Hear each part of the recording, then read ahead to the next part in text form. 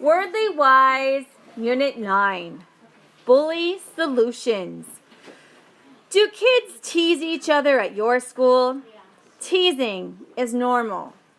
Most of the time, it is harmless, but sometimes teasing crosses the line. Then it becomes bullying, which is a serious problem. Teasing becomes bullying when it is done with malice. Pushing and shoving and even fights can take place. The U.S. Department of Justice conducted a survey in 2010. The results of this study showed that 1 in 5 kids has been bullied. Schools have tried different solutions to the bullying problem. One started a bully buster box. Students could report any bullying they saw by dropping notes into the box. They did not have to sign their names if they chose not to. This scared some bullies.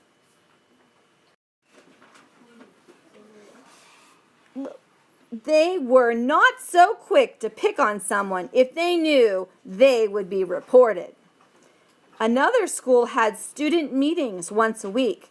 The students sat in a circle and talked face to face. At these meetings, the bullies were sometimes the first to confess. It was me, I did it. They often felt guilty and unhappy about their actions. In the last several years, there has been a gradual rise in internet bullying.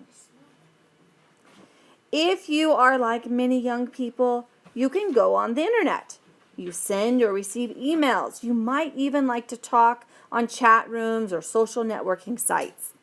If you do any of those things, you should learn more about bullying online. Online bullies have a bad attitude, and they can do some very bad things. They may send mean, hurtful messages to individuals. That can make anyone feel miserable.